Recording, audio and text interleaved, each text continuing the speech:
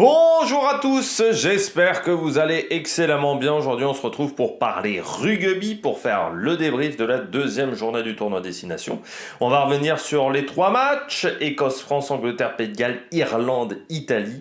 On verra que ces trois rencontres ont été bien différentes, avec une équipe qui a dominé un de ces matchs, et puis deux matchs beaucoup plus serrés, où ça s'est joué, même pour un des rencontres dans le Money Time, grâce à une décision de l'arbitre. N'hésitez pas à vous abonner à la chaîne, à réagir dans les commentaires, à mettre un pouce bleu, à partager la vidéo sur les réseaux sociaux, notamment auprès de vos proches si vous pensez que ça peut les intéresser. Dans les commentaires, n'hésitez pas à me dire qui vous a plu, qui vous a déçu.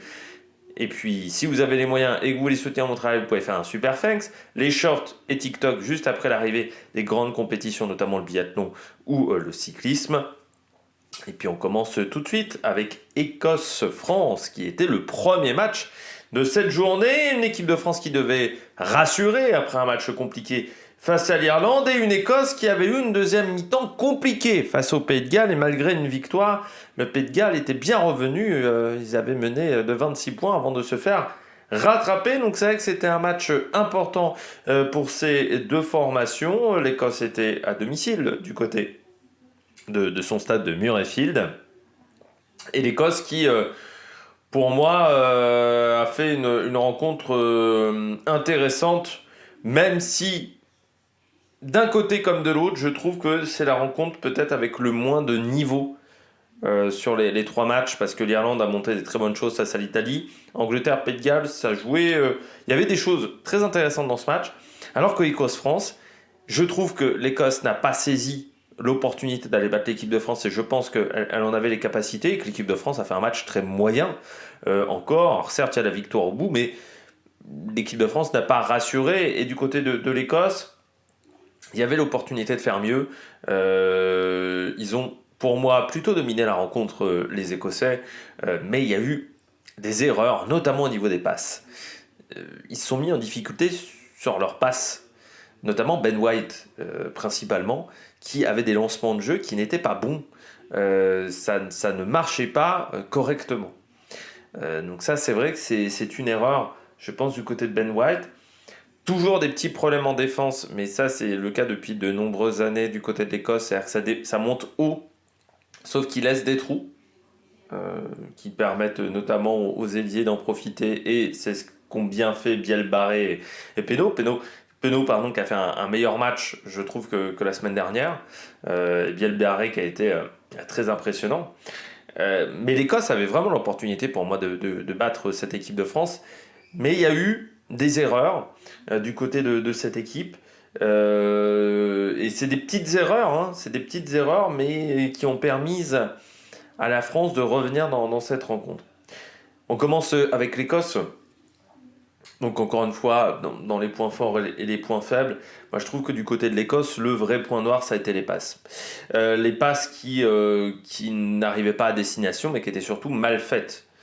C'est pas des passes où le mec a fait une erreur en captant, a pris un peu trop de risques ou ce genre de choses. Non, là c'est des passes qui sont ratées. Quand la passe, ça t'arrive là, tu ne peux pas la prendre correctement avec les bras. La moitié des passes de Ben White étaient mal faites.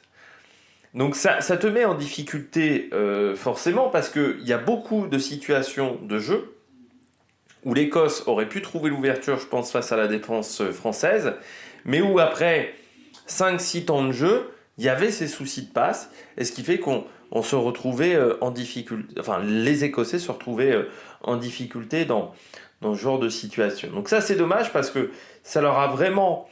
ça les a mis en difficulté. Il y a eu vraiment des opportunités, je pense, d'essais qui ont été ratées à cause de ces lancements de jeu qui n'étaient pas bons.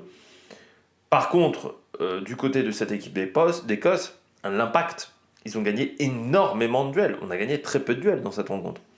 Il faut le dire qu'au niveau impact physique, ils ont réussi à nous faire mal, à nous chatouiller quand même énormément, un peu plus même que nous chatouiller. Le jeu juste aussi.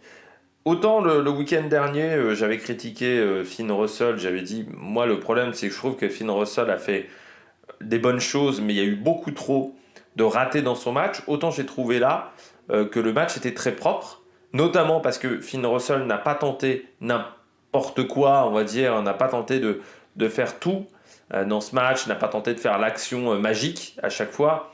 Ce que je reproche souvent à Financial, c'est de vouloir faire l'action qui va sauter deux lignes de défense, sauf que ça, tu y arrives une fois dans le match, tu peux pas y arriver 4 fois, donc au bout d'un moment, il y a forcément du déchet. Là, j'ai trouvé que du côté de l'Écosse, le jeu était assez léché, qu'il y a eu assez peu d'erreurs, à part les passes, dans le jeu écossais. Le problème, c'est qu'ils ont eu des temps forts et qu'ils n'ont pas réussi à les concrétiser. Ça a été un vrai problème du côté de l'Écosse, parce qu'il y a eu des situations où ils pouvaient tuer le match face à l'équipe de France, où l'équipe de France n'était pas bien du tout, et ils n'ont pas réussi à tuer le match. Parce que, encore une fois, ces erreurs au niveau des passes, ces actions qui ne sont pas complètement abouties du côté de l'Écosse, à cause, encore une fois, de ces erreurs de passe, peut-être parfois des... Je trouve que parfois on n'utilise pas assez les qualités des troisièmes lignes, qui courent pas mal quand même, et on les utilise pas tant que ça, les troisièmes lignes du côté de l'Écosse, alors qu'ils ont des troisièmes lignes qui sont plutôt coureurs. Or, ils veulent souvent aller au duel physique. Alors, c'est vrai que là, sur ce match-là, face aux Français, ça a plutôt bien marché, mais je pense que s'ils avaient tenté peut-être un peu plus de courses, ça aurait pu être intéressant. Et puis, oui, les temps forts, parce que je pense que à certains moments dans la rencontre, notamment en première mi-temps, tu peux vraiment prendre l'avantage. Si tu prends 15 points d'avance, forcément, ensuite, tu te retrouves dans une situation plus simple. Et ça, c'est un vrai souci. Comme les deuxièmes mi-temps, bon, ça avait déjà été le cas le week-end dernier, les deuxièmes mi-temps, pour le moment, ne sont pas bonnes. C'est-à-dire qu'à chaque fois, ils sont perdants sur leur deuxième mi-temps. Donc ça, c'est vraiment un truc à corriger, parce que là, ils n'ont marqué que 3 points au final en deuxième mi-temps, ce qui n'est pas énorme. Et pourtant, face à une équipe de France qui n'était pas beaucoup plus performante en deuxième mi-temps qu'en première mi-temps. Donc j'ai l'impression que c'est pas un problème physique en plus, contrairement à l'Italie, où tu sens que c'est physiquement que ça craque. Là, j'ai juste l'impression qu'on a du mal à repartir en deuxième mi-temps. On a du mal à remettre la même intensité. Et ça, je pense que c'est plus une question mentale. C'est-à-dire qu'on a l'impression qu'en fin de première mi-temps, ils avaient fait le job, et qu'ensuite, en deuxième mi-temps, il fallait juste qu'ils déroulent. Sauf que dérouler, ils ne savent pas faire. Et je pense que c'est plus un problème mental du côté de l'Écosse, où ça se délite trop facilement. C'est-à-dire qu'ils se prennent un essai, tu as l'impression que c'est presque la fin du monde pour les Écossais. C'était le cas, notamment sur la dernière Coupe du Monde aussi, où je me souviens dans le match face à l'Irlande, au bout de 2 essais, c'était fini. C'est-à-dire que les Écossais n'étaient plus dedans et n'essayaient plus de revenir dans le match. Et là, je pense que c'est une erreur de la part de l'Écosse de presque lâcher le match alors qu'ils étaient toujours devant. Ils lâchent le match à un moment. Je trouve que ça, c'est problématique parce que il y avait de quoi mieux faire. Les sorties de balles défensives étaient très bonnes aussi, mais encore une fois, parce que Russell ne faisait pas n'importe quoi, et je trouve aussi que ça joue un peu trop la montre. Je pense que c'est pour ça que leurs deuxième mi-temps ne sont pas bonnes. C'est qu'on a l'impression qu'à partir de la 60e, ils veulent juste tenir le score, ils veulent pas aggraver le score. Là, je pense que c'est une erreur également du côté de l'Écosse. Du côté de l'équipe de France,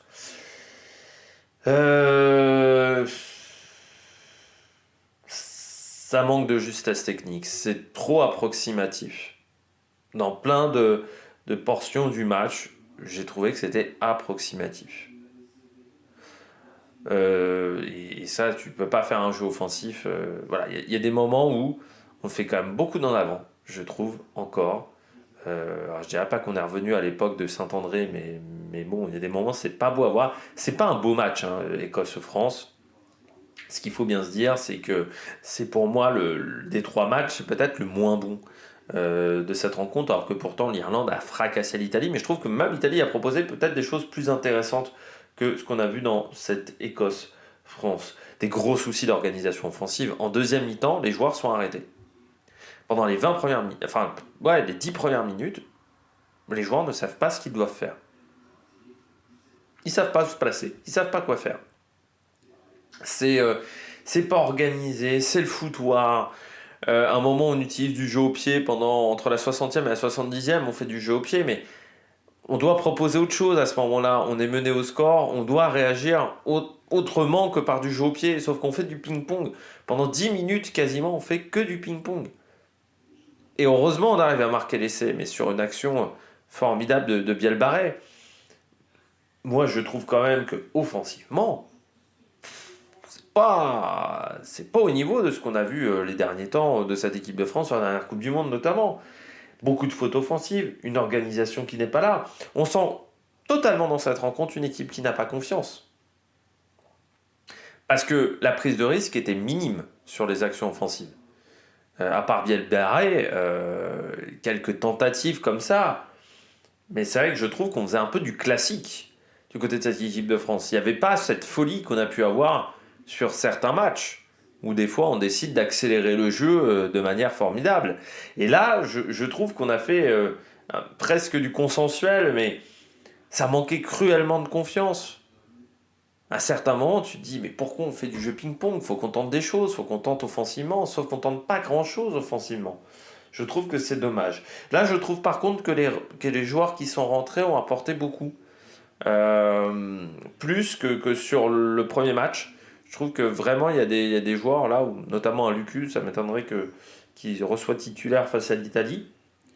Parce qu'on a vu le Garec avait déjà fait un bon premier match, mais je trouve que là, c'était quand même d'un niveau encore au-dessus.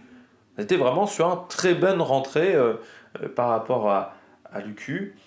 Défensivement, par contre, c'est solide. Alors, malgré le fait qu'on ait pris 16 points, certains diraient 16 points face à l'Écosse, oui, mais il y a eu beaucoup d'actions offensives de la part des Écossais qui n'ont pas abouti grâce au gros travail défensif de l'équipe de France. Et je pense que c'est la défense qui nous a sauvés sur ce match-là.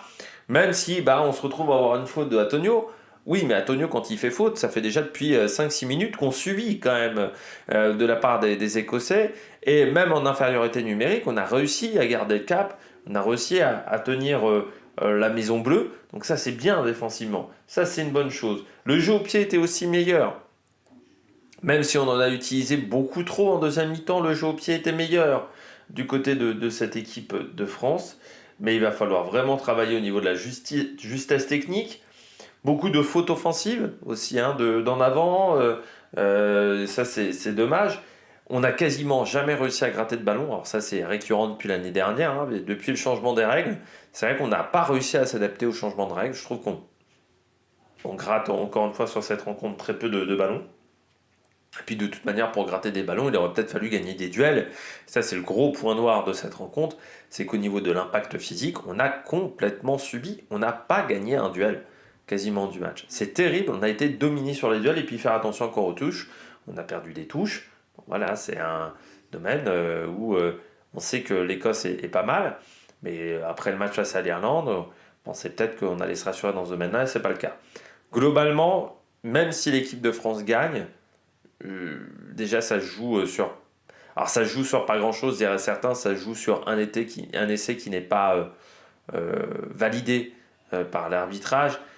Je considère que de l'autre côté, il y a une action où on peut avoir assez de pénalités avec l'action où Van der Merwe fait un plaquage haut qui n'est pas sanctionné. Donc je dirais que c'est un partout au niveau des essais qui n'ont pas été validés par l'arbitre. Mais je trouve que sur ce match-là, ça ne rassure absolument pas sur la situation actuelle du 15 de France. La déclaration quand même de Galtier à la mi-temps, à la sortie de la mi-temps, et par la journaliste de France Télé, la déclaration est lunaire. Mais vraiment, je me suis dit à ce moment-là, putain, c'est Raymond Domenech. C'est vraiment, il dit, oh, là on a bien joué, on a eu des bonnes actions, bon, on rate un essai, il y a le fameux essai avec Van der Merwe, mais le match est plutôt bien, on a fait des bonnes choses. Alors que là, vraiment, en première mi-temps, il n'y a pas grand-chose à sauver. Et j'ai vraiment eu l'impression de Raymond Domenech. Souvenez Raymond Domenech, les défaites encourageantes, le match nul encourageant face aux îles Féroé lors d'un match de qualification, c'était totalement du Raymond Domenech. Ce qui me rassure absolument pas. C'est-à-dire quand le sélectionneur commence à faire ça, des fois la situation peut être très longue. Là je me suis dit mais putain mais qu'est-ce qu'il raconte quoi? Qu'est-ce qu'il raconte? Comment il peut être satisfait de cette première mi-temps? Et bon, ses déclarations à la fin du match ne sont pas bien meilleures. Donc, putain, il y a plein de choses qui n'allaient pas dans ce match. Clairement, il faut arrêter d'avoir de la merde dans les yeux, quoi. C'est vraiment, t'as l'impression que c'est Domenech, maintenant Galtier. Sur ses déclarations, alors déjà qu'avant ses conférences de presse parfois étaient pas top, mais là j'ai peur qu'on ait des conférences de presse vraiment lunaires avec Galtier, hein. Mais vraiment, j'ai l'impression d'avoir Raymond Domenech. Ce qui n'est pas un compliment venant de moi. On regarde tout de suite les joueurs du match du côté de l'Écosse. J'ai mis Finn Russell. Autant, encore une fois, son premier match, j'avais trouvé qu'il y avait beaucoup de déchets dans son match face au Pays de Galles. Autant là, j'ai trouvé que Finn Russell était vraiment pas mal. Par contre, Ben White, parce que beaucoup trop de passes ratées, beaucoup trop de passes où la mire n'est pas ajustée, où ça ralentit le jeu. Normalement, Dominique Mêlée, il est là pour fluidifier le jeu, pour accélérer le jeu. C'était pas le cas du côté de Ben White. Du côté de la France, j'ai mis en plus Biel Biarré. Parce que déjà, son essai nous sauve un petit peu les miches. Et son essai est d'une grande classe, mais je trouve que c'est un joueur qui a tenté des choses, qui a été actif, qui a fait mal aux Écossais. Et je trouve également défensivement, il a été présent. Donc encore un match plein de Biel Barré. Penaud aussi, j'aurais pu mettre Penaud, mais j'ai préféré un petit peu Biel Barré, mais je trouve que Penaud était beaucoup moins discret que sur le premier match où j'avais trouvé beaucoup trop discret sur cette première rencontre, et je l'attendais un petit peu au tournant, Penaud, sur ce match-là, en me disant que le match allait pas être facile. Mais Penaud, je trouve que c'est un joueur qui est trop discret dans les matchs où son équipe n'est pas dominatrice. C'est-à-dire quand son équipe ne domine pas, je trouve que c'est un joueur qui est trop discret. Et je réitère mes propos, même si ça ne plaît pas à certaines personnes dans les commentaires. Et puis en flop, j'ai mis Lucu. Ouais, parce que ça manque de vitesse, c'est pas fluide, et surtout, je trouve que Dupont apporte plus sur le jeu au pied. Forcément, on compare. Mais je trouve que le jeu au pied de Lucu est pas sensationnel. C'est du jeu au pied qui est trop court, en fait. Et je trouve surtout que dans le jeu, pour l'instant, il n'arrive pas à fluidifier les choses. Et que ça ne marche pas. Je pense qu'on a... Après le premier match, il n'est pas défoncé, Lucu. Pourtant là, sur le match face à l'Écosse, je trouve que ce qu'il a proposé n'était pas très intéressant. Et surtout, je trouve que Le Garec, l'entrée de Le Garec, a fait beaucoup de bien à cette équipe de France. Donc ça montre bien qu'il y a un souci, quoi. Comme la semaine dernière, le Pays de Galles, Costello avait été pas bon, et surtout on s'était aperçu que Costello avait été pas bon, c'est quand Thomas Williams était rentré, et que Thomas Williams avait fait une super rentrée. Là c'est un petit peu pareil du côté de cette équipe de France, donc il faudra corriger, soit en ne mettant pas Lucu, ou soit ce que Lucu décide enfin d'accélérer, quoi. Parce que là, pour le moment, sur les deux premiers matchs, c'est pas bon du tout.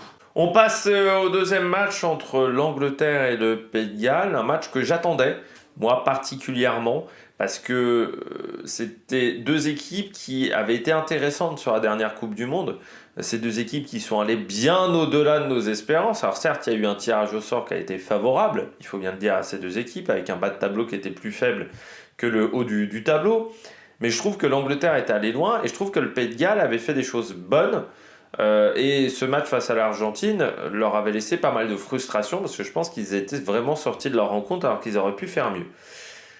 Ça a été un match intéressant, pas d'un point de vue forcément offensif, parce que c'est pas les plus grosses attaques forcément aujourd'hui. L'Angleterre et le Pays de Galles, je trouve que l'Angleterre derrière c'est assez faible. Et le Pays de Galles, c'est encore un petit peu jeune. Voilà. Et je retiendrai de ce match que c'est l'expérience qui a battu la jeunesse. La jeunesse galloise a encore fait des erreurs de jeunesse que l'Angleterre n'a pas faites. J'ai trouvé la défense de l'Angleterre exceptionnelle sur ce match. Et c'est vrai qu'il y a eu un changement d'entraîneur de la défense, mais j'ai trouvé que l'Angleterre, là, défensivement, il va falloir... voir encore sur un autre match, mais j'ai trouvé ça, c'était très très très solide, bien plus solide que face à l'Italie, parce que l'Italie avait trouvé de la place, là les Gallois n'avaient pas de place, n'arrivaient pas à franchir le rideau défensif anglais. Ça a été vraiment le problème, et face à des Gallois qui prennent des risques, qui n'hésitent pas à prendre des risques, mais parfois ils en prennent un peu trop, notamment l'essai anglais lorsqu'ils sont en double supériorité numérique, c'est pas normal. Et puis, il y a encore des petites erreurs du côté de cette équipe galloise. Mais par rapport à ce qu'ils proposaient l'année dernière, c'est quand même un petit peu le jour et la nuit du côté du Pays de Galles. On commence tout de suite du côté de l'Angleterre. Ce que j'ai aimé du côté de l'Angleterre, et bien entendu la défense. La défense qui a gagné des mètres, pas mal de mètres. Ils n'ont pas raté grand-chose en défense, les Anglais. Vraiment, j'ai trouvé que le jeu anglais était très très très très très bon défensivement. Il n'y a pas eu beaucoup d'ouvertures. Et les ouvertures, c'est un peu sur des éclairs de génie gallois. Et pourtant, euh, les Anglais auraient pu être en difficulté parce que c'est vrai qu'ils se prennent un essai des Gallois alors qu'ils sont plutôt sur une période de domination. Euh, mais ensuite, ils ont vraiment bien. De toute façon, c'est un match où défensivement, d'un côté comme de l'autre, c'était quand même très bien. Que ce soit l'Angleterre et le Pays de Galles. Mais la défense anglaise, moi, m'a vraiment impressionné. Parce que je crois que les Gallois ont quasiment jamais réussi à passer le premier rideau défensif. Et surtout, la défense anglaise a gagné des mètres sur l'attaque galloise. Donc ça, c'était très bien. Beaucoup de duels gagnés, physiquement. On connaît l'impact physique des joueurs anglais. Mais là, vraiment, ils ont été dominateurs face aux Gallois. Alors c'est vrai que les Gallois, il n'y a plus Alois Jones, par exemple, il n'y a plus des mecs comme Alois Jones et ses deuxième ligne, première ligne qui étaient sensationnelles. Mais je trouve que c'était vraiment dur pour les Gallois au niveau des duels. Et puis la défense, quand elle est en place, elle est vraiment imbattable. Par contre, encore une fois, sur les changements de rythme, cette défense anglaise a du mal. C'est ce qu'avait énormément fait l'Italie lors du premier match. Le Pays de Galles, quand ils sont passés, c'est quand ils ont traversé le premier rideau. Ça a du mal à se réorganiser rapidement, la défense anglaise. C'est un domaine dans lequel ils doivent travailler. C'est que la défense anglaise a du mal vraiment. Une fois qu'elle est transpercée, souvent on arrive à marquer l'essai derrière parce qu'elle n'arrive pas à recomposer une ligne de défense correcte parce que les joueurs manquent de vitesse. Ça, je pense que c'est récurrent du côté des joueurs anglais. C'est qu'on a des joueurs anglais qui manquent de vitesse à certains postes. Beaucoup de ballons en l'air récupérés. Et pourtant, le Pays de Galles joue très bien les chandelles. Mais il faut le dire qu'ils n'ont pas trouvé l'ouverture dans ce domaine-là, parce qu'ils étaient très bons sur le jeu de pression, sur les coups de pied de pression lors de la dernière Coupe du Monde. Là, ils l'ont fait, mais ça n'a pas marché face aux Britanniques, avec un Freddie Stewart qui a été très bon. Et puis la gestion du Money Time. C'est une équipe qui sait très bien gérer ses fins de match. C'était déjà le cas sur la dernière Coupe du Monde. C'est une équipe qui a l'expérience, qui sait très bien faire tourner le chrono. Et c'est encore ce qu'ils ont magnifiquement réussi à faire face au Pays de Galles. Par contre, moi, ce que je reproche à cette équipe anglaise, c'est qu'offensivement, je trouve qu'il n'y a pas grand-chose. Je trouve que ça manque un peu de talent, notamment pour créer, pour dynamiter le jeu, pour créer le jeu. Je trouve que c'est pas suffisant du côté de cette équipe anglaise. Et c'est là ma déception parce que je trouve que derrière, encore une fois, ça manque un peu de talent. Enfin, c'est surtout, je pense que les talents sont pas forcément toujours très bien utilisés. Mais on a du mal à jouer dans les intervalles, on a du mal à trouver des ouvertures. Pourtant, les ballons sortent vite, mais voilà, ça a du mal à être efficace. Du côté du Pays de Galles, trop naïf le Pays de Galles. Forcément, l'essai, quand ils sont en double supériorité numérique, c'est un essai parce qu'ils jouent dans leur 22 et ils se font dynamiter par les Anglais qui arrivent à récupérer le ballon à 5 mètres de la ligne alors qu'ils sont à 13 contre 15 à ce moment-là. C'est pas normal. Mais parce qu'ils ont voulu jouer dans leur camp, alors que l'idée quand tu viens de marquer un essai que tu es sur un temps fort, c'est plutôt de te dégager et d'essayer d'occuper le camp adverse. C'est pas de tenter de jouer en repartant de ton camp. Je pense qu'en plus, c'était pas l'idée du siècle à ce moment-là. Trop de naïveté. Physiquement, ils ont eu du mal sur la fin de match par rapport aux Anglais. Ils ont eu un peu de mal. Et puis surtout sur les impacts physiques où ils ont subi vraiment la force anglaise dans ce domaine-là. Par contre, la défense, je trouve, est efficace. Et là, on voit tout le travail de Warren Gatland aussi, qui a toujours aimé avoir des équipes qui avaient des bonnes défenses. Là, je trouve que c'était bien en place. Les Anglais, certes, n'ont pas proposé énormément de choses, mais sur une grande partie du match, les Anglais sont dans le camp gallois et pourtant ils n'arrivent pas à trouver l'ouverture dans le camp gallois. Ils trouvent l'ouverture sur cette fameuse action, mais pendant très longtemps, les Anglais n'ont pas trouvé l'ouverture dans le camp gallois. Donc ça, c'est bien. Je trouve que offensivement, sur les changements de rythme, ils sont très efficaces. Quand la défense anglaise était en place, eux offensivement, ils avaient du mal à avancer. Mais ils arrivent parfois sur 2-3 passes à trouver l'ouverture. Et une fois qu'ils ont trouvé l'ouverture, c'est mort pour les Anglais. J'aime bien ces changements de rythme.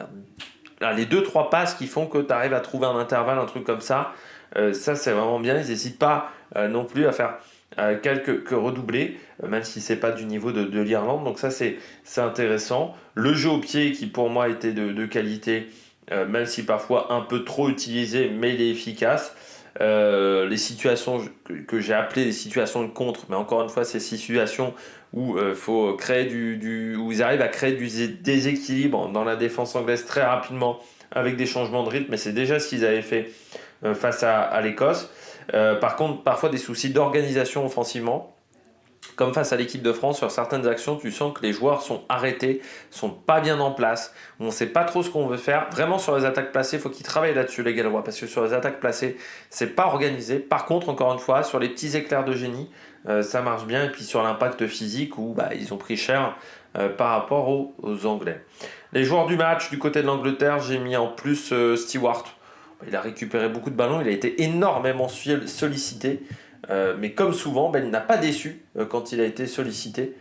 Donc ça, c'était vraiment bien du côté de l'Angleterre. Et par contre, j'ai mis Slade, que j'ai pas trouvé dingue. Voilà, Henry Slade. Je le trouve pas... Quand je parlais de manque de talent derrière, je trouve que c'est des joueurs qui doivent peut-être apporter un peu plus. Et Slade, je trouve que pour le moment, il n'apporte pas suffisamment offensivement. Pays de Galles, le joueur du match, Josh Adams, je l'ai trouvé omniprésent. On sait que c'est un joueur qui est très bon, Josh Adams, mais je l'ai vraiment trouvé très très présent sur beaucoup d'actions. Il a fait très mal. C'est l'un des joueurs qui a fait, je pense, le plus mal au niveau de l'impact physique aux joueurs anglais. Donc c'est très bien. J'ai trouvé également que d'ailleurs a été très bon. Et également, encore une fois, Thomas Williams en demi-mêlée. Je ne comprends pas pourquoi on avait mis Costello dans ce premier match, parce qu'on voit que Thomas Williams apporte de la vitesse, apporte du rythme, et surtout arrive à écarter le jeu, ce que n'arrivait pas vraiment à faire son homologue. Du côté du flop, j'ai mis le troisième ligne, Ruffel, que j'ai trouvé en fait assez discret sur cette rencontre. Mann marque un essai, Wainwright aussi. Alors c'est compliqué pour cette équipe du Pays de Galles, parce que c'est vrai qu'ils ont été dominateurs sur les deuxième et troisième lignes pendant des années. Donc c'est vrai que c'est des postes où aujourd'hui c'est quand même un petit peu compliqué. Mais j'ai trouvé un petit peu trop discret Ruffel sur ce match. On passe au dernier match entre l'Irlande et l'Italie. Comment vous dire que ça a été quand même une domination irlandaise. On pourrait croire, avec le score 36-0, que vraiment l'Italie est passée à côté de son match et a fait que du raté. Non, il y a des choses intéressantes dans cette équipe italienne, mais l'équipe irlandaise a juste été encore sensationnelle. Et pourtant, sur la deuxième mi-temps. Sur la première mi-temps, les 20 premières minutes, l'ambiance est très bizarre sur les 20 premières minutes à l'Aviva Stadium. Je dirais même sur la première mi-temps, on avait vraiment l'impression que les gens étaient endormis dans le public et que les joueurs étaient endormis dans le public. Il n'y avait pas d'ambiance, c'est rare du côté de l'Aviva Stadium. Mais vraiment, les 20 premières minutes, c'était mou. C'était mou dans les tribunes, c'était mou sur le terrain. Pas mal d'approximations du côté des Irlandais sur ces 20 premières minutes. Mais une fois qu'ils ont corrigé le tir, après derrière ça déroule. Parce que tu as les combinaisons, parce que tu as un jeu qui est vite, qui est rapide. C'est ce que disait un petit peu Mathieu Lartaud, mais c'est vrai que le jeu irlandais, déjà l'année dernière, ça allait vite avec Sexton, mais là ça va encore plus vite. C'est-à-dire que Kazé, fluidifient encore plus le jeu. Ils sont vraiment devenus très difficiles à arrêter. C'est-à-dire que maintenant, si tu n'arrives pas à ralentir leur sortie de balle, je vois difficilement comment tu peux aller les chercher quand même, ces Irlandais. Il faut vraiment réussir à ralentir leur sortie de balle. Et pour le moment, sur les 2 premiers matchs, ça n'a pas été le cas. La défense qui est toujours très, très bonne et qui n'a pas réussi. Enfin, les Italiens n'ont jamais réussi à trouver vraiment l'ouverture face à sa défense irlandaise. C'est un peu un bastion imprenable pour les Italiens, qui ont pourtant tenté des choses, mais ils enchaînaient les temps de jeu, mais les Irlandais ne reculaient absolument pas. Mais dommage du côté de l'Irlande, c'est ces 20 premières minutes où c'est poussif, où il y a des approximations, où ça manque de rythme. Après, une fois que c'est lancé, c'était bien. Mais c'est vrai que c'est bizarre parce qu'ils marquent en plus assez vite, les Irlandais, mais sur ces 20 premières minutes, je trouve que voilà, ça manquait de rythme, c'était pas parfait. Et puis, du côté de l'Irlande, encore la conquête qui a été, c'est vraiment un domaine où ils excellent. Que ce soit les mêlées, les touches, ils ont encore été très bons dans ce match-là. Du côté de l'Italie, le jeu en première intention. Gonzalo Quesada, ça a enfin été corrigé même sur le site L'équipe au niveau des compos. Mais je trouve que Quesada, sur le jeu en première intention, ça marche bien. Donc c'est voilà, il y a une action notamment avec il y a Ioane, pardon, ou des actions avec Capuzzo, c'était vraiment bien. Mais tu sens qu'ils subissent pendant toute la rencontre. Ils subissent vraiment énormément. Le deuxième rideau a souvent été en difficulté. C'est-à-dire qu'une fois que le premier rideau était transpercé derrière, c'était un peu panique à bord au niveau défensif. Beaucoup trop de pertes de balles, c'est-à-dire qu'il y a un peu trop de prise de risque dans les transmissions de la part des Italiens. On essaye de faire des passes après contact très régulièrement. On essaye beaucoup de choses, mais qui, il faut le dire, à la fin, ne sont pas très efficaces. Et surtout, ça fait beaucoup de prise de risque et ça fait beaucoup de pertes de balles. L'Italie a vraiment perdu énormément de ballons. Et puis, ils ont perdu les duels. Ils n'ont pas raté tant de plaquages que ça, mais en fait, les plaquages qu'ils ont ratés, c'était des plaquages qui étaient très importants. Et puis, ils n'arrivaient pas à conclure les actions. Donc ça a été aussi un peu le problème des Italiens. Je vais pas revenir beaucoup plus sur ce match parce que c'est vrai que il faut le dire qu'une fois que l'Irlande a commencé à dérouler, ça a été un peu du classique. Et je pense que l'Italie est un peu sortie de son match en deuxième mi-temps. On sait que les deuxièmes mi-temps italiennes sont un peu moins bonnes, mais là je pense que vraiment en deuxième mi-temps, il n'y avait pas grand-chose à sauver du match des Italiens. Où c'était compliqué. Et les Irlandais n'ont pas forcé leur talent en deuxième mi-temps pour vraiment accélérer le rythme. Donc à partir vraiment de la 55e, les Irlandais marchent vraiment et écrasent vraiment les Italiens. Du côté des joueurs du match, du côté de l'Irlande, Casey, il fluidifie énormément le jeu. C'est hyper important du côté de cette équipe d'Irlande pour moi. Il fluidifie encore plus ce jeu. Ça va encore plus vite. Et on ne pensait pas que c'était facile d'aller encore plus vite qu'avec Sexton, mais là, que ça soit Crowley et Casey, Casey qui remplaçait Gibson Park, sur ce match. Mais moi, j'ai trouvé Casey vraiment bon. Pourtant, je trouve que Gibson Park est plutôt un joueur qui est sous-estimé. Mais je l'ai trouvé excellent. C'est vrai que la paire Casey-Crowley, ça jouait extrêmement bien. Et le jeu va vite. Le jeu va vite. Pourtant, Gibson Park, c'est pas un branquignol, mais là, ça allait à une vitesse, c'était assez dingue. Et encore une fois, on pensait avec le départ de Sexton que ça allait peut-être être compliqué dans ce domaine-là, mais la charnière, c'est encore du solide. Et en flop, j'ai mis Belham, qui a eu un peu de mal, je trouve, face à Fischetti en mêlée. Voilà. Voilà, petit flopounet pour Belham. Du côté de l'Italie, Varney, déjà parce qu'il se fait contrer 2 fois, mais je trouve qu'il apporte pas grand-chose dans le jeu. La semaine dernière, c'était Garbizzi qui était à ce poste-là. Je trouve que ça se passait mieux du côté des Italiens. Là, je trouve que Varney, je suis pas convaincu. Et par contre, en plus, j'ai mis Lamaro, énormément de plaquages. Et il a été... c'est un des joueurs qui a vraiment moins subi que les autres au niveau physique. Donc il a vraiment montré des très bonnes choses. Par exemple, je trouve que Capuzzo il a montré des bonnes choses, mais c'était un peu trop encore intermittent. Du côté de Capuzzo, il y a des éclairs de génie, on est d'accord là-dessus. Mais j'aimerais que les éclairs de génie, ça soit pas que des éclairs de génie, que ça soit pendant tout le match. Et Lamaro, ouais, je l'ai trouvé vraiment bon. Beaucoup de plaquages. J'avais été presque déçu par lui lors du premier match. Et là, j'ai trouvé que c'était vraiment bien ce qu'il a fait, Lamaro, et qu'il a fait un gros match défensif. On regarde tout de suite le programme de la prochaine journée. Pour finir cette vidéo, on regarde tout de suite le programme de la semaine, alors de la semaine prochaine, pardon, encore de 2 semaines, parce qu'en fait on ne se reverra que pour la semaine du 24 avec 2 matchs le samedi. Il y aura Irlande, Pays de Galles et Écosse-Angleterre, bien entendu sur France 2, et puis le match du dimanche, ça sera France-Italie, ça sera du côté du stade Pierre-Mauroy de Lille, pour ce 3e match. Le classement, tout de suite, eh bien, on voit que l'Irlande est en tête avec désormais 2 petits points d'avance sur l'Angleterre grâce à 2 victoires bonifiées.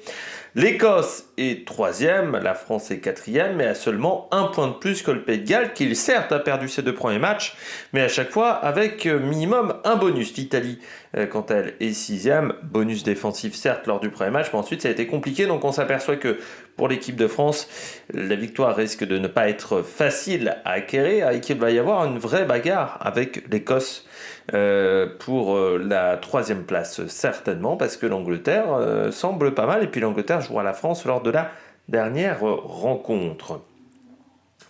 Eh bien, j'espère que vous avez aimé cette vidéo, alors que la lumière vient de s'allumer. N'hésitez pas à mettre un pouce bleu, à réagir dans les commentaires et à aller voir les différentes playlists, notamment sur le rugby, le cyclisme, la Formule 1 notamment. Et puis nous, on se retrouve pour de nouvelles aventures sur la Méric Production et donc dans 2 semaines pour le tournoi Destination. Allez, ciao ciao!